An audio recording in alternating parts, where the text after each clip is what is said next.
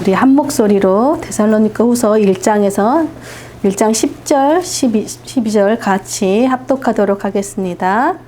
그날에 그가 강림하사 그의 성도들에게 영광을 받으시고 모든 믿는 자들에게서 놀랍게 여김을 얻으시리니 이는 우리의 증거가 너희에게 믿어졌습니다. 이러므로 우리도 항상 너희를 위하여 기도함은 우리 하나님이 너희를 그 부르심에 합당한 자로 여기시고 모든 선을 기뻐함과 믿음의 역사를 능력으로 이루게 하시고 우리 하나님과 주 예수 그리스도의 은혜대로 우리 주 예수의 이름이 너희 가운데서 영광을 받으시고 너희도 그 안에서 영광을 받게 하리라. 아멘. 우리 이제 2022년도도 몇 분 안 남았네요. 그렇죠? 올 한 해도 정말 많은 일들 가운데서 정말 늘 기쁜 교회와 동행하여 주신 우리 하나님께 정말 모든 감사를 드리고 또 영광을 올려드립니다. 또한 이런 일 저런 일 가운데서도 또 여러분과 함께 해주신 여러분들께도 진심으로 또 감사드립니다. 우리 교회 표가 여러분 제자 되어 제자 삼는 교회였지요. 제가 작년에 이 표를 결정할 때 올해 여러분들 한 사람 한 사람을 주님의 제자로 세우는 것, 제자 삼는 것이 주님 안에서 제가 꾼 꿈이자 여러분 소망이었어요. 어떻게 보면 너무 소박한 꿈이 아닌가 싶었지만 여러분들을 주님의 제자로 한 사람이 세워지는 일조차도 내 힘과 내 능력으로 되는 것이 아니라 오직 성령과 하나님의 지혜가 아니면 될 수 없다는 것을 순간순간 고백하지 않을 수 없는 한 해였어요. 여러분들 안에 참 아까도 같이 나눴지만 많은 일들이 있었어요. 그때마다 제가 여러분들이 믿음이 흔들리면 어떡하나, 또 시험에 빠지면 어떡하나. 그래서 어떻게 하면 여러분들이 흔들리는 상황 속에서도 또 흔들리지 않는 믿음으로 정말 굳게 설 수 있는지, 어떻게 하면 말씀을 붙들고 살 수 있을지 그 말씀을 고민하고 준비하고 또 기도하는 한 해였던 것 같습니다. 그런데 마지막 우리 성탄주일이 저번 주에 있었죠. 우리가 모든 모임을 마치고 마지막 기도를 우리 성혜자매님이 했어요. 성혜자매님이 마지막 기도 끝에 이렇게 기도를 했어요. 하나님, 우리가 주님의 제자 되어 제자 삼는 삶을 살게 해주세요. 여러분, 제가 그 말을 듣는데 너무 감격스럽기도 했는데 그때 정말 하나님의 음성이 들리더라고요. 하나님께서 마치 저에게 보았니? 보아라. 내가 사랑하고 내 기뻐하는 제자들이다 라고 정말 말씀해 주시는 것 같았어요. 그래서 저도 하나님 앞에 허답해 드렸어요. 네, 주님, 당신의 제자들이 여기 있사오니 이제 이들이 주님의 이름으로 제자를 삼는 그 부르심에 합당한 삶을 살게 하옵소서라고 제가 기도드렸어요. 그래서 오늘 말씀의 제목이자 2023년 우리 늘기쁨 교회 표어가 바로 부르심에 합당한 삶을 살라입니다. 여러분, 2022년 한 해 주님께서 우리를 제자 삼아 주셨어요. 믿으십니까? 아멘. 네, 이제 제자된 우리가 제자 삼으라는 그 부르심에 합당한 삶을 사는 자로 살게 되기를 축복합니다. 아멘. 2022년 우리가 힘든 일이 많이 있었지만 그때마다도 아까도 제가 여러분들하고 나눴죠. 제가 제일 감사한 것은 고난 가운데서도 여러분들의 믿음이 자랐다는 거예요. 믿음이 뿌리가 내리고 자란 것을 보고 또 흔들릴 때마다 흔들리면서도 인내하면서 그 믿음을 끝까지 지킨 여러분들이 너무나 감사했어요. 그런데 이런 저의 이 고백을 오늘 본문의 사도 바울도 데살로니가 교회에 동일하게 하고 있어요. 그래서 오늘 말씀을 통해서 그 고백이 어떤 고백인지 좀 함께 살펴볼게요. 데살로니가 교회는 바울이 2차 전도 여행 때 복음을 듣고 회심한 사람들이 이어서 세워진 교회예요. 근데 바울을 계속 따라다니면서 방해하던 유대인들이 있었는데 이 유대인들이 바울을 따라서 데살로니가에 와서 소동을 벌이는 바람에 바울이 어쩔 수 없이 데살로니가에서 3주 정도만 머물다가 고린도라는 도시로 떠나야만 했어요. 그러니까 바울이 급하게 떠나느라고 이 성도들은 교회를 세워놨는데 성도들을 제대로 돌보지 못하고 그냥 왔으니 얼마나 성도들이 걱정되었겠어요. 그런데 사람들에 의해서 전해지는 소식은 데살로니가 교회 성도들이 놀랍게도 주님을 본받아서 믿음을 잘 지키고 있다라는 소식이 들려왔었어요. 그래서 바울은 데살로니가 전서에서 주님을 본받고 있는 교회들을 칭찬하면서 하나님께 감사했어요. 그런데 이 데살로니가 교회에 문제가 하나 있었는데 그 문제가 뭐였냐면 교회 안에 잘못된 사상을 심어주는 이단들이 들어왔는데 어떤 이단들이었냐? 바로 예수님은 이미 오셨기 때문에 다시 오시지 않는다. 예수님은 재림하지 않는다라고 가르치는 이단들이 있었고 또 다른 이단들은 어떤 이단들이었냐. 예수님이 곧 오신다. 곧 오시기 때문에 임박한 종말론을 믿고, 그러니까 학교에 다닐 필요도 없다. 자녀들을 학교 보내지 말라. 직장 다닐 필요도 없다. 일할 필요도 없다. 그리고 직장도 다 그만두게 하고 재산도 다 교회에 헌금하고 주님 오실 날만 기다리라 라고 가르치는 이단들이 있었어요. 실제로 다미성교회라고 우리나라도 그런 이단들이 있었습니다. 그래서 바울은 이런 이단들에 대한 잘못된 문제를 바라주기 위해서 데살로니가 전서를 쓴 거예요. 예수님은 반드시 다시 오신다. 그런데 주님이 오실 준비를 하는 건 맞지만 우리가 하나님의 부르심을 따라서 거룩한 삶을 살면서 신실하게 주님을 기다려야 된다. 즉 항상 기뻐하고 범사에 감사하고 쉬지 말고 기도하면서 서로 사랑하고 화목하게 지내면서 계속해서 선을 따라 행하면서 주님을 기다려야 돼. 그러니까 너희가 일을 게을리하거나 뭐 학교를 안 다니거나 뭐 재산을 다 팔아서 바치거나 이런 걸 하면 안 돼. 그런 광신도적인 신앙을 가지면 안 된다라고 권면해서 보냈어요. 그런데 데살로니가 교회 편지를 보낸 사람들이 여전히 그 임박한 종말론 때문에 교회 안에 여전히 게으르고 일을 안 하고 또 여전히 분란을 만들고 여전히 무질서하게 사는 사람들이 있다는 소식을 듣고 바울이 다시 쓴 편지가 바로 데살로니가 후서예요. 바울은 데살로니가 후서에서 너희가 성도로 부르심에 합당한 삶을 살아야지 그런 광신도적인 삶을 살면 안 된다라고 하는 것을 가르쳐주기 위해서 이 편지를 쓴 거예요. 바울은 그래서 그 1장에 가장 먼저 우리 하나님 아버지와 주 예수 그리스도 안에서 너희가 교회가 평강과 은혜가 있을지어다라는 인사와 축복을 한 후에 성도들을 위해서 항상 하나님께 감사드린다라고 편지를 씁니다. 그런데 바울이 무엇 때문에 감사를 한다고 표현하고 있냐면 3절을 보니까 형제들아 우리가 너희를 위하여 항상 하나님께 감사할지니 이것이 당연하면 너희 믿음이 더욱 자라고 너희가 다 각기 서로 사랑함에 풍성함이니 라고 말하고 있어요. 여러분 바울은 성도들을 향해서 형제들아 라고 부르고 있어요. 이 표현은 뭐냐면 바로 예수 그리스도 안에서 우리 형제 자매된 한 가족이라는 사랑의 표현이자 우리가 그리스도의 한 몸이라는 아주 친밀한 애정의 표현이기도 합니다. 여러분 바울은 데살로니가 교회의 형제 자매들을 위해서 항상 하나님께 감사한대요. 근데 감사한 이유가 무엇인가 봤더니 첫째는 성도들의 믿음이 자랐기 때문이래요. 그리고 둘째는 뭐래요? 다 각기 서로 사랑함이 풍성하기 때문이라는 거예요. 이런 바울은 교회 사이즈가 막 커졌기 때문에 막 헌금이 많이 나와서 하나님께 감사한다고 기도하고 있지 않고요. 성도들이 믿음이 자란 것과 성도들이 서로 사랑하는 것에 대해서 하나님께 항상 감사했다는 거예요. 저도 여러분들과 지금 3년이라는 시간 동안 함께 하면서 바울이 이것을 어떤 마음으로 고백했는지 아주 조금은 알 것 같아요. 아마 모든 목회자들이 가장 기쁠 때가 언제일까 봤더니 아마 성도들이 믿음이 자랄 때고 성도들이 사랑하고 화목하게 지낼 때가 아닐까 싶습니다. 우리가 2주 전에 시에 베이비 샤워를 해줬어요. 그렇죠? 제가 그때 베이비 샤워하는 그 장면을 보면서 정말 이제 감격스러웠어요. 혼자서 풍선 다 불면서도 막 힘들어하지 않고 기뻐하는 우리 숙정이 보면서 또 멀리 방콕에 계신 우리 선교사님께서 우리 구하라 선교사 믿지 않고 또 우리 시의 선물을 또 보내주시는 걸 보면서 또 우리 선교사님께서 저희에게 가장 이쁜 옷을 입히고 싶다고 가장 이쁜 것을 고르는 걸 보면서 또 저 역시도 어떻게 하면 우리 시애한테 하나도 빠지지 않고 모든 걸 다 챙겨줄 수 있을까 선물 목록을 막 준비하면서 얼마나 기쁘고 행복했는지 몰라요. 아, 우리 교회 안에 이미 시애 할아버지 할머니도 있고 엄마 아빠뿐만 아니라 이모도 있고 다 준비되어 있으니까 우리 시애는 나오기만 하면 되는구나. 이런 풍성한 사랑을 제가 보았어요. 그리고 또 저번 주 성탄주일날 우리 시애 엄마 아빠가 베이비 샤워를 풍성하게 해준 은혜에 감사하다고 또 풍성한 점심을 또 섬겨주었죠. 근데 우리끼리만 이 사랑을 우리가 나눈 것이 아니라 우리가 올 한 해도 모든 절기연금을 사랑이 필요한 이웃들에게 다 흘러 보내주었습니다. 여러분 믿음은 항상 사랑과 함께 가요. 뭐냐면 믿음이 자라는 만큼 사랑도 커져요. 우리끼리 사랑도 커지고 부부끼리 사랑도 커지지만 이웃을 향한 사랑도 커진다는 것이에요. 그래서 믿음과 사랑은 다른 말이 아니에요. 그래서 우리가 하나님을 믿는다는 것은 곧 우리가 하나님을 사랑한다는 말이에요. 그런데 하나님의 사랑이 어떻게 보여요?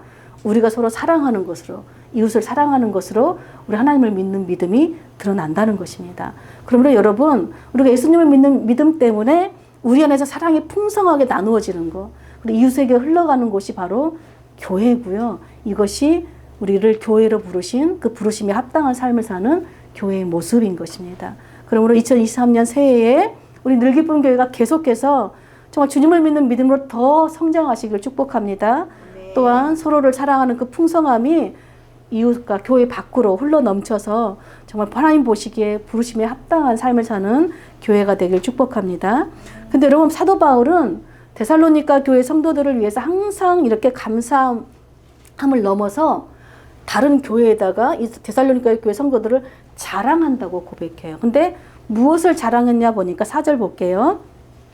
그러므로 너희가 견디고 있는 모든 박해와 환난 중에서 너희 인내와 믿음으로 말미암아 하나님의 여러 교회에서 우리가 친히 자랑하노라.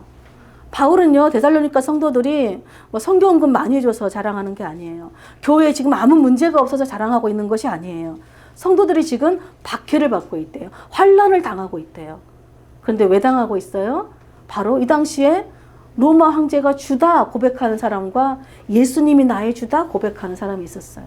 그러니까 로마 황제가 주라고 고백하지 않고 예수가 주라고 고백하는 것 때문에 교회가 핍박받고 박해를 받았는데, 이 성도들이 이 복음에 순종하기 위해서, 예수님을 믿는 믿음을 지키기 위해서 고난을 받고 인내하고 믿음으로 지키고 있어서 바울이 성도들을 자랑스럽게 여긴다는 것이에요. 여러분, 교회는 고난이 없는 것을 자랑하는 곳이 아니에요. 왜 그래요? 교회는 예수 그리스도의 복음 위에 세워졌기 때문입니다. 여러분, 우리가 받은 복음은 어떤 복음이에요? 고난을 통해서 영광을 받는 십자가의 복음이기 때문에 그렇습니다. 여러분, 고난이 없이는 영광도 없다는 것이 우리 복음의 비밀이요, 고난의 신비예요. 그러므로 여러분, 한 영혼을 위해서 끝까지 인내하며 기도하는 사람들의 모임이 교회예요. 또 심지어 우리가 엘리야처럼 하나님의 뜻을 위해서라면은 고난을 달라고 기도할 수 있는, 고난을 자처하는 사람들의 모임이 바로 교회예요. 이것이 바로 예수 그리스도의 복음을 받은 자들이 그 부르심에 합당한 삶을 사는 교회의 모습인 것이에요. 여러분, 이 세상에 어떤 종교가 고난을 달라고 기도하는 종교가 있을까요? 이제 연말이고 새해가 되면 모든 종교를 가진 사람들과 종교가 없는 사람들도 다 소원을 빌죠. 어떤 소원을 빌죠? 새해에는 애군을 쫓아내달라. 좋은 일만 있고 절대로 우리에게는 나쁜 일이 찾아오지 않도록. 그리고 새해는 돈 많이 벌고 정말 오래오래 건강하게 잘 살도록. 이게 전부예요, 세상 사람들은. 그런데 왜 그렇게 기도할까요? 그것만이 복이라고 믿기 때문에 그렇습니다. 그런데 예수 그리스도의 복음을 받은 자들은요, 그런 세상적이고 육신적인 복을 구하거나 따르지 않는 사람들이에요. 왜냐하면 바로 고난의 십자가를 지시고 예수님을 따르는 제자가 되고 제자로 사는 이 부르심에 합당한 삶을 사는 것이 정말로 참된 영광의 복이라는 것을 알기 때문에 그렇습니다. 여러분, 우리가 받은 복음은요, 이 세상이 줄 수도 없고 알 수도 없는 예수 그리스도의 충만한 복을 우리가 이미 받은 자들이기 때문입니다. 여러분, 우리가 나눔을 할 때마다 우리 숙정자매님이 왁싱샵을 하잖아요. 근데 이제 가끔 이런 고민을 해요. 목사님, 제가 정말로 이 일을 하는 일이 하나님의 뜻에 합당하지 않으면 어쩔지 늘 고민이 돼요. 그래서 정말로 더 돈을 벌 수 있는 기회가 있는데 막 심사숙고해서 전화를 나중에 연락드리겠습니다. 더 고민해 보겠습니다 하고 어떻게 해요? 거절해요. 왜 이렇게 살려고 했을까요? 이것이 바로 세상의 복을 따르지 않고 바로 내가 받은 그 복음에 합당한 그 부르심에 합당한 삶을 살려고 몸부림치기 때문에 그런 거죠. 여러분, 그러므로 여러분, 바울은요, 박해와 환난 속에서도 이 복음을 받은 부르심에 합당한 삶을 살기 위해서 성도들이 지금 인내하며 몸부림치는 그것을 자랑스럽다라고 지금 말하고 있는 거예요.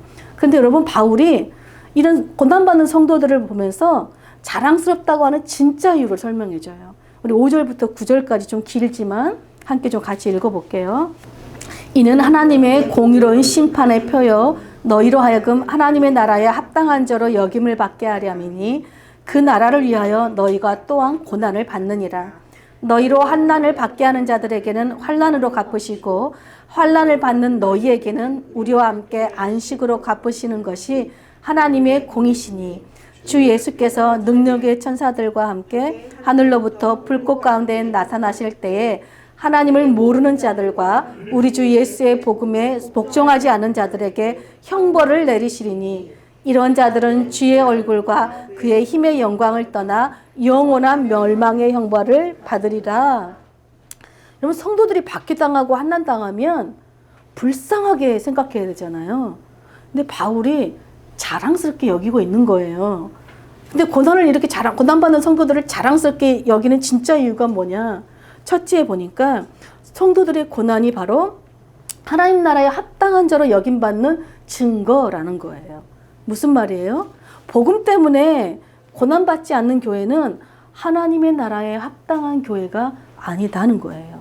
무슨 말이냐니까 데살로니가 교회 성도들이 예수님을 믿지 않으면 환난과 박해가 없다는 거죠. 왜요? 로마 황제가 신이다, 나의 주다라고 믿으면 아무도 박해하지 않는데 예수가 나의 주, 나의 하나님이라고 고백하니까 계속 박해가 들어오는 거예요. 그리고 복음에 순종하지 않으면 고난받을 일이 없는 거예요. 그러니까 무슨 말이에요? 고난을 지금 고난받는, 복음 때문에 고난받는 성도가 곧 지금 예수님의 그 십자가를 지고 나도 따르는 그 부르심에 합당한 삶을 살고 있다는 가장 확실한 증거이기 때문에 성도들, 고난받는 성도들을 바울이 너무 자랑스럽다. 너 이거 너무 자랑스럽다라고 말해요. 그러면서 두 번째로 또 바울이 고난받는 성도들을 자랑스럽게 여기는 두 번째 이유를 말해주는데 그것이 바로 성도들의 고난이 하나님의 공의로운 심판의 표가 되기 때문에 그렇대요. 여러분, 하나님은 공의로 심판하시는 분이세요. 근데 언제 심판하냐고 보니까 우리 주님께서 능력의 천사들과 함께 하늘로부터 불꽃 가운데서 다시 나타나실 때, 즉 주님이 재림하실 때 공의로 심판하시는 분이시대요. 근데 어떻게 심판해 주신대요? 바로 환난을 주는 자들에게는 환난으로 갚아주신대요. 그런데 지금 환난을 받는 성도들에게는 안식으로 하나님께서 갚아주신대요. 그런데 지금 환난을 주는 자들이 누구라고 말해요? 지금 바울이 하나님을 모르고 예수 그리스도의 복음에 순종하지 않는 자들이라고 말해요. 그렇다면 지금 환난을 받는 자들이 누구라는 뜻이에요? 바로 하나님을 알기 때문에, 예수 그리스도의 복음에 순종하기 때문에 환난을 받고 있다는 것입니다. 여러분, 예수님을 알고 예수 그리스도의 복음에 순종하기 때문에 이 고난받는 자들이 바로 성도들이에요. 그러므로 바울이 지금 고난받는 성도들에게 너희가 정말 너희에게 주는 소망과 위로가 무엇이라고 알려져요? 바로 주님이 오시는 날에 대반전이 있을 거야. 대역전이 있을 거야. 바로 무슨 역전이에요? 예수 그리스도의 복음에 순종하는 바로 너희들은 하나님께서 안식을 주고, 영원한 안식을 주고, 복음에 순종하지 않는 자들, 환난을 주는 자들은 영원한 멸망의 형벌로 하나님이 갚아주신다라고 말하는 것입니다.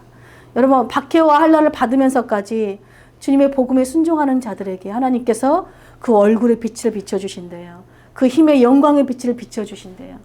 영원히 주님과 함께 사는 안식을 주시겠다는 뜻이에요.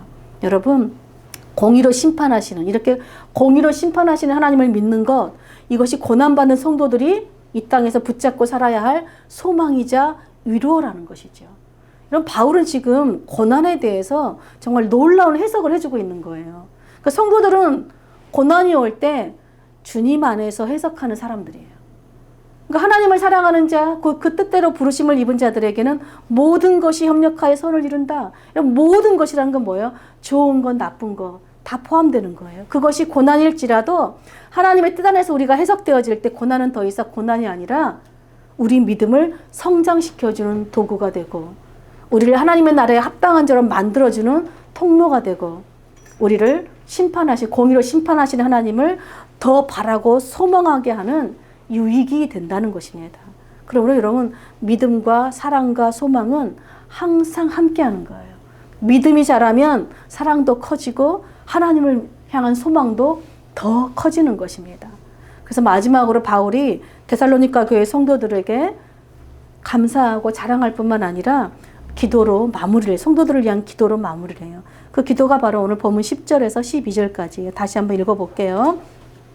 그날에 그가 강림하사 그의 성도들에게서 영광을 받으시고 모든 믿는 자들에게 놀랍게 여김을 얻으시리니 이는 우리의 증거가 너희에게 믿어졌습니다. 이러므로 우리도 항상 너희를 위하여 기도함은 우리 하나님이 너희를 그 부르심에 합당한 자로 여기시고 모든 선을 기뻐함과 믿음의 역사를 능력으로 이루게 하시고 우리 하나님과 주 예수 그리스도의 은혜대로 우리 주 예수의 이름이 너희 가운데서 영광을 받으시고 너희도 그 안에서 영광을 받게 하려 함이라. 아멘. 여러분, 주님이 다시 오실 때, 강림하실 때 주님은 그 어떤 것으로도 영광을 받으시지 않고 바로 주님의 성도들에게서 영광을 받으신다라고 말해요. 그런데 주님만 영광을 받으시는 것이 아니라 바로 그 성도들에게도 영광을 함께 누리게 하신대요. 즉 성도는 주님을 인해서 영광을 받고 주님은 성도를 통해서 영광을 받으신대요. 그런데 어떤 성도들을 통해서 영광 받으신다고요? 복음 때문에 고난받는 성도들이에요. 그래서 바울은요, 우리가 주님의 영광이 되고 또 주님이 우리의 영광이 되는 것을 위해서 하나님께 무엇을 해서 기도하는가 봤더니 성도들을 부르심에 합당한 자로 여겨주시도록 기도해요. 바울의 관심은 딱 하나예요. 성도들이 부르심에 합당한 삶을 사는 거. 왜요? 이것만이 주님이 오시는 날에 영광을 드리는 성도이기 때문이고, 이런 부르심에 합당한 삶을 성도만이 주님과 함께 영광을 누리고 영원한 안식을 누리기 때문에 그래요. 그러므로 여러분, 부르심에 합당한 삶은요, 필시 복음을 위해 고난받는 삶이에요. 내 욕심 때문에, 내 유익 때문에 고난받는 자들이 아니라 복음 때문에 고난 당하는 거예요. 주님께서 십자가의 고난을 통해 우리를 구원하신 이유는 바로 이제 구원받은 너희도 너희 십자가를 지고 주님을 따르는 제자가 되고 또 주님을 따르는 제자를 삼으라는 그 부르심 따라 살게 하기 위해서이기 때문입니다. 우리가 받은 예수 그리스도의 그 충만한 복을 전하며 사는 것, 이것이 교회의 사명이자 교회의 부르심이기 때문입니다. 사랑하는 여러분, 오늘 바울은 데살로니가 교회 성도들을 위해서 첫째 뭘 했어요? 하나님께 항상 감사했죠. 그 이유가 무엇이었어요? 성도들이 믿음이 자라고 사랑이 풍성하였기 때문이라고 고백해요. 둘째는 성도들을 하나님의 교회마다 가서 자랑하였대요. 근데 자랑한 이유가 무엇이었어요? 바로 성도들이 복음 때문에 받는 박해와 환난을 당하고 있었기 때문이에요. 성도들의 고난은 하나님의 나라에 합당한 자라는 증거이자 또 하나님의 공의로운 심판의 표가 되기 때문에 성도들을 자랑스럽게 여겼어요. 마지막으로 바울은 성도들을 위해서 하나님께 기도하는데 무엇을 위해서 기도해요? 성도들이 부르심에 합당한 자로 살기 위해서 기도해요. 부르심에 합당한 삶을 사는 것이 우리가 주님께 영광을 돌리는 것이자 우리 영원한 안식을 누리는 진정한 복이기 때문입니다. 그러므로 사랑하는 여러분, 2023년 우리 표대로 부르심에 합당한 삶을 사는 교회로 함께 지어져가는 저와 여러분 되시길 축복합니다. 그런데 부르심에 합당한 삶은 반드시 무엇이 동반돼요? 고난이 동반돼요. 근데 여러분, 고난을 두려워하지 마세요. 왜요? 우리가 받은 복음이 어떤 복음이에요? 고난을 이긴 영광의 복음이에요. 그래서 우리가 그 복음을 따라 살면 우리도 고난을 넉넉히 이기고 영광을 누리게 되기 때문입니다. 그러므로 2023년도에 여러분, 고난조차도 믿음의 선한 역사로 바꾸시는 그 하나님을 소망하시길 축복합니다. 또 공의로 심판하시는 그 하나님을 바라고 소망하면서 우리가 받은 예수 그리스도의 그 충만한 복음을 전하는 교회, 또 복음 때문에 고난을 자처하는 교회, 또 고난 가운데서도 항상 기뻐하고 쉬지 않고 기도하고 범사에 감사하는 교회, 또 고난 가운데서도 믿음과 소망과 사랑이 항상 함께하는 교회, 무엇보다 고난 가운데서도 주님이 함께하는 평강과 안식을 누리는 교회, 이렇게 부르심에 합당한 교회로 살아가는 저와 여러분 되시기를 간절히 축복합니다. 아멘.